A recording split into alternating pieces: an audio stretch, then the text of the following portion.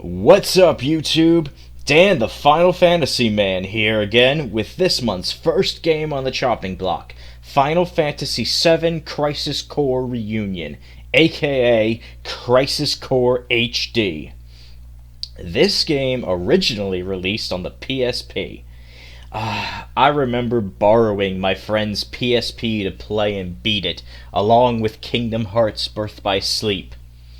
Granted, in Birth by Sleep, I ended up getting him the secret endings and bonus Aqua episode, which he had no clue about. And Crisis Core is fun, but has some weird quirks. This game is nearly a one-to-one recreation of the original game, with very few updates and changes. The only noteworthy changes are the updated English voice cast to better reflect the casting from the Final Fantasy VII Remake games, and the addition of a mastery and stance change for once the Buster Sword gets equipped. All the original stuff is here. The 300 grindy missions, the RNG for special attacks, summons, and level ups, the weird jank, and more. And of course, the game now has trophy support. So let's see how this goes, as it's around 40 hours to beat. Starting off after the amazing intro cutscene that has been playing in the background this whole time, we get to the first battle and the tutorial. This game felt very inspired by the Kingdom Hearts combat style, reminiscent in both the HUD and presentation of combat, along with your abilities. Don't expect turn-based anything here. It's all action. Attacking, dodging, guarding, abilities, and magic, all with spacing, arenas, and the usual action fare, with one exception. Instead of EXP, every enemy defeated awards SP. SP is used to spin the roulette that is always in the upper left corner of the screen. This roulette wheel determines whether or not special actions can be performed. This roulette is also how your abilities will level up, how you will level up, and the roulette can confer temporary boosts such as physical damage negation or infinite MP. This can turn the tide of an unwinnable battle into a cakewalk based purely on the luck of RNG. And the abilities in this game, thanks to the easy ability level up system, can lead to some of the most broken powers in action RPGs, eventually guaranteeing continual max damage. Also, for about 99.7% of the game, I will be playing on hard as opposed to normal. So, the first battle nets us a trophy, followed by activating a limit break in the tutorial for another trophy, and yet another for clearing the tutorial. Proceeding on to Chapter 1, we get introduced to some of the exploration and the fact that several story missions have bonus objectives that need to be cleared for trophies. These are important to keep in mind, as the game has no chapter select, so save liberally, and don't be afraid to consult a guide or two, like the one in the description. So, we clear out all of the enemies here in the fort in Wutai, so that towards the end of the chapter we can get another trophy. We fight the first boss, and then meeting with the director obtain the highest praise along with a trophy. Then, after a few more battles and scenes, Chapter 1 is complete. One weird thing is the chapter completion trophies are generally obtained on the save game screen, while most on mine pop shortly after the game gets saved. Chapter 2 here starts with a more open free roam section, several more missions become available, And we can start getting some completion stuff, like joining some of the available fan clubs. We prevent the materia room from being shut down by doing a series of missions, netting us another trophy. Make sure to talk with the scientist to have the trophy pop. Then, proceeding with the story, there are 2 story-specific trophies here. One is related to the timing minigame towards the end of the chapter, where we need to perfectly slice all 10 shells. The game is a bit weird, but once you get the hang of it, the trophy will pop when all 10 shells have been destroyed. Just before this, I hope you found all of the orange pickups before entering the factory, as now, under the time limit, we need to pick them all up for another trophy.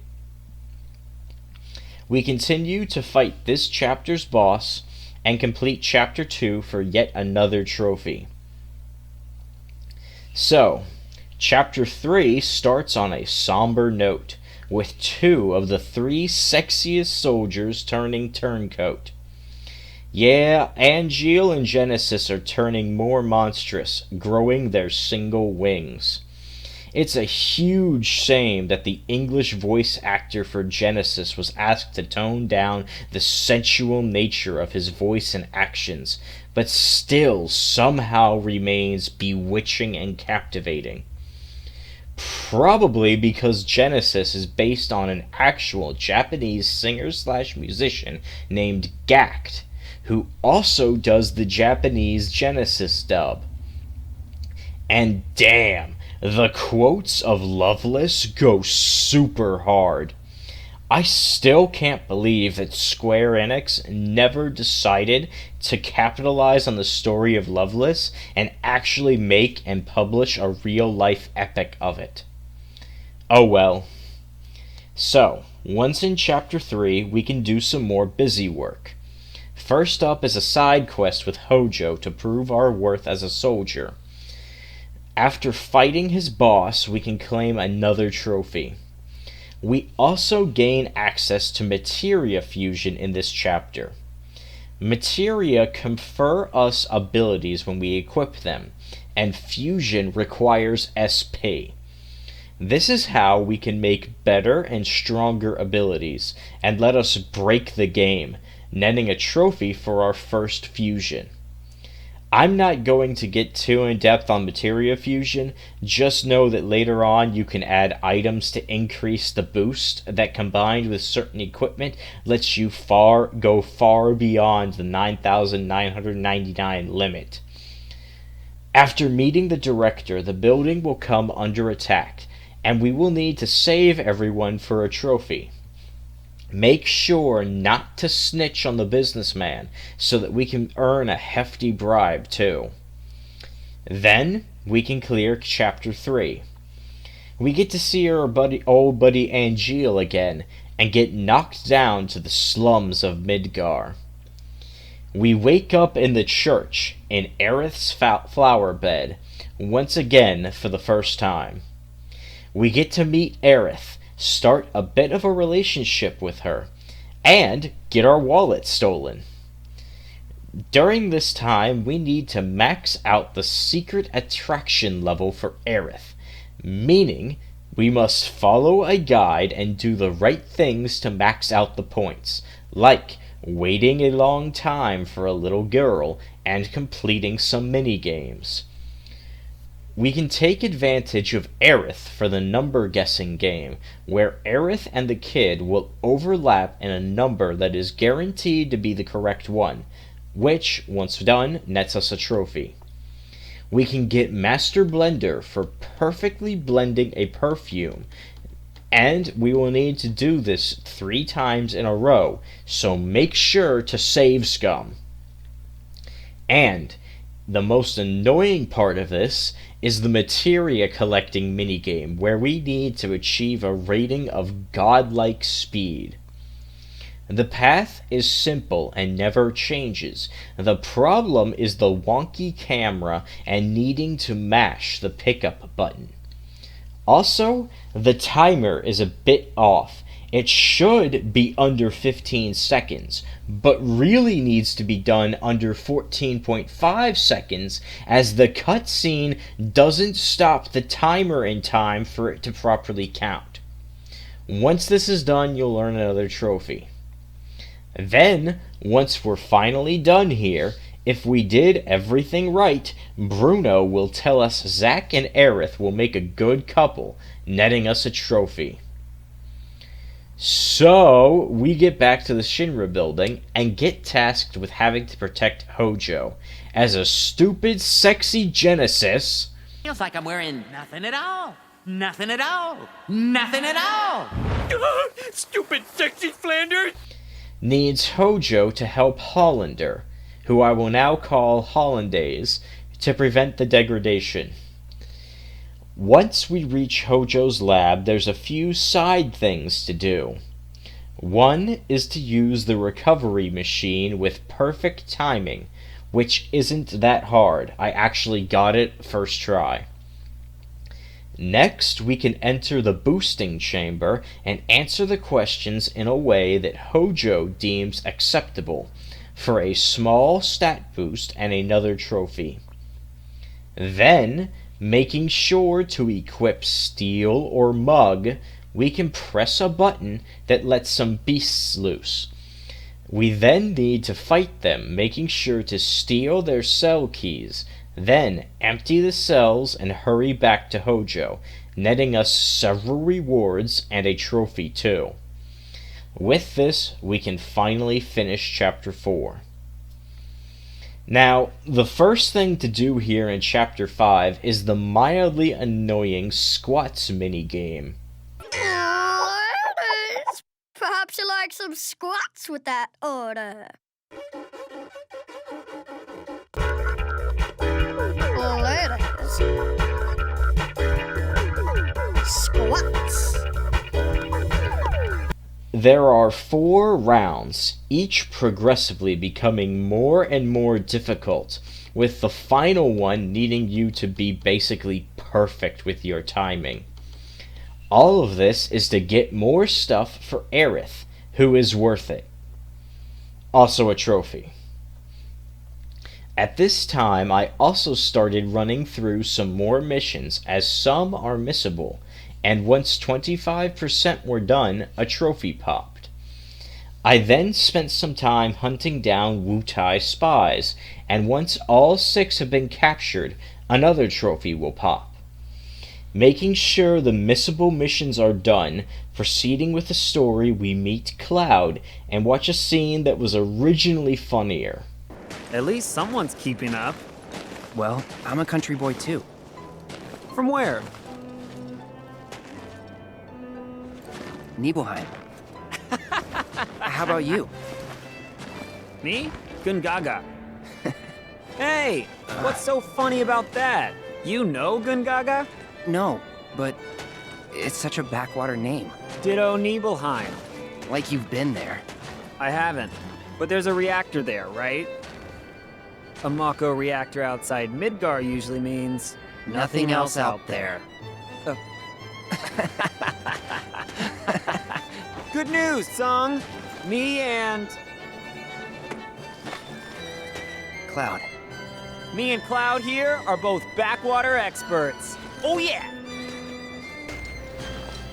Then, we get to the easiest stealth section I've ever seen in a video game. Make sure to save beforehand in case you mess up, but once it's done, a trophy will pop. Then, after some more confrontations, and slaying Angel after a crazy boss fight, we gain the Buster Sword, Dreams in Honor, and complete Chapter 5. We then get sent on a mandatory vacation, and see that Zack has changed his hairstyle, has a new sexy scar, and is decently jacked. It's a shame there's no way to make Zack look like this for the whole game. Oh well. So, we start fighting the machines that want to break Hollandaise out of prison. We make sure no waves get past us.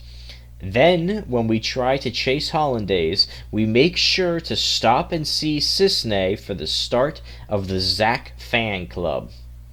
We then clear Chapter 6, leaving us with the question: did Genesis really die? Starting up Chapter 7, we once again explore Midgar, this time making sure to help the Angeal and Genesis fan clubs stay afloat for yet another trophy. We also joined the Zack fan club, netting us a trophy for joining every fan club. Then, after helping Bruno out, we get the last materials we need so that we can then proceed to make 3 flower carts for Aerith, netting us some funny scenes and a trophy. We also make sure to do everything we can, as that begins the point of no return. This nets us a trophy and starts the end game of Crisis Core. Continuing on, we get to Chapter 8, where we take a few moments to help discover the 7 wonders of Nibelheim, netting us some good stuff as well as the important Phoenix Summon materia. We can get 5 of the wonders before the end when the town gets engulfed in flames. We proceed and see Sephiroth gradually descend into madness, where he decides to destroy the town. We help rescue the Wonder Kid's mother, and I swear my game glitched, but I rescued her anyway. Then we proceed to the reactor, where we have to fight the hardest mandatory boss in the game, Super Sexy Sephiroth. One-Winged Angel starts to play in the background, possibly the most iconic song from Final Fantasy VII, maybe the whole of Final Fantasy. And of course, let's sing along with incorrect lyrics.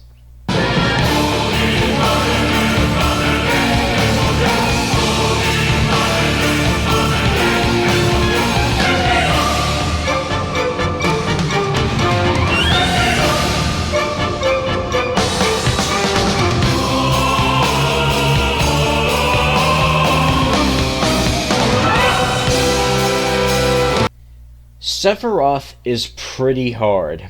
I ended up having to use Phoenix Downs against him. Then, to make matters worse, this is just Phase 1. Phase 2 then has us fight Sephiroth to stop him from pushing us off the edge, which can be hard not just to do due to the time limit, but because dodging is now more difficult.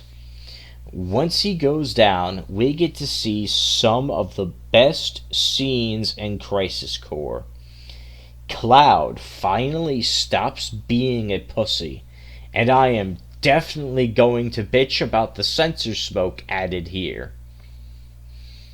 The chapter then ends with us getting another trophy, and we get put in beakers, just like in elementary school. So, during Chapter 9, I finally felt confident enough to tackle a fair number of the remaining missions. Doing so, I got at the remaining summons to complete the DMW for a trophy. I also got a lot of mail from Yuffie, netting me another trophy. After the missions, and getting the game's coolest summon of Bahamut Fury, who has a really annoying boss fight, I also got the 7th wonder, netting me another trophy. Then, making our way out through the foothills, another minigame pops up, letting us snipe a bunch of robots. This can be a bit wonky, but is a lot of fun. Don't let any escape, and the trophy will be yours. Then comes an annoying minigame outside of Gongaga. We need to defeat 5 batches of enemies in this area to provoke the minigame where we can collect chests. 10 need to be collected without touching the enemies. This can be cheesed by escaping the water flow and coming back quickly, as seen here. Doing this nets us another trophy. We then proceed to fight Hollandaise in a surprisingly long battle, and find out Genesis is still alive. We then get the goal of needing to put an end to Genesis, ending the chapter. During the final chapter, I cleared out 50% of all missions, and just had to keep doing missions. I finally got some limit-breaking equipment, and almost immediately afterwards dealt the max damage of 99,999 damage, thanks to the OP Twistin for a Fistin ability. Yeah, enemies are no longer cruising for a bruising, they're twisting for a fistin'. Grinding out more missions, I got 75% of them done. Then, by completing more missions, I unlocked all of the shops. Make sure to open all of the chests in Chapter 9, as one of the shops is missable. Then, I started aiming to complete the DMW flashbacks, so I had to let the game sit in a mission for about 2 hours until almost all of them popped. I got some of the Genji equipment, and then just needed the last Genesis flashback, which thankfully popped quickly, netting me DMW Master. I then did the missions to get the final Genji pieces I needed, netting me a trophy for having all Genji equipment, which basically breaks the game. And then it was time for the final mission, and this game's hardest super boss, Minerva. This boss has 10 million HP. Unless you're playing on hard, then she has 77,777,777 HP. At 10 million HP, if every Twistin for a Fistin attack does the max 99,999 damage, you will need to hit her 101 times for victory. At the hard mode level, you'll have to nail her 778 times. Yeah, try as I might, I just wanted to be done with her. So for her alone, I lowered the difficulty to normal, stole her 99 Phoenix Downs, spammed them, and beat her. Then, I immediately boosted the difficulty to hard again, and got the trophies for beating Minerva, and clearing 100% of all missions. I then did the side objective of this final area, and even cleared out all of the rooms. Then, it was time to fight Genesis for the last time, and see him be cured of the degradation, at least seemingly, get the end of the Loveless Epic, and see him get abducted by some shadowy figures that bring Genesis into the PS2 Final Fantasy VII sequel, Dirge of Cerberus. We take our unconscious buddy Cloud with us, and get swarmed by Shinra soldiers in the game's final battle. We fight as many as we can, gradually losing all of the images of our DMW. And then, the final cutscene plays out.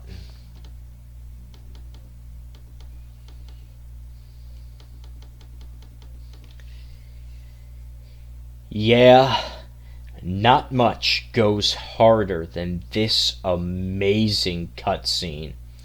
Once the credits roll and the ending plays, the final 3 trophies pop for beating Chapter 10, beating the game on hard, and of course, the Platinum.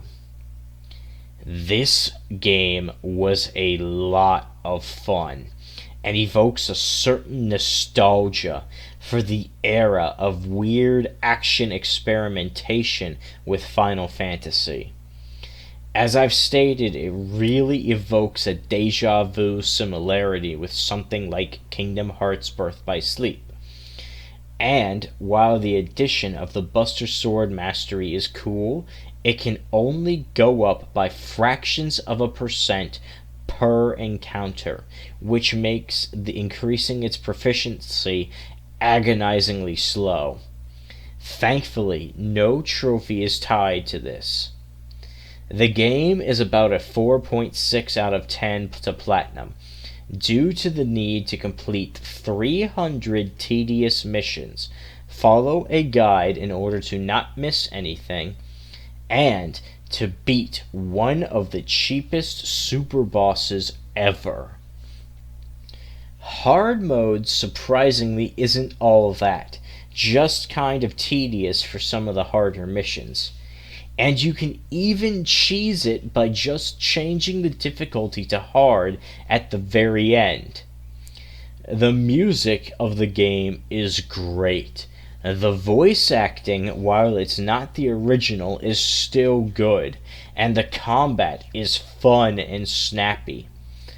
Overall, the game gets a 92 out of 100, as the tedium of the missions can be annoying, and it can be a while before the damage limit break equipment becomes available. Enjoy the prequel to one of the greatest Final Fantasies of all time. Until next time, like and subscribe, and remember, only losers don't have dreams and honor.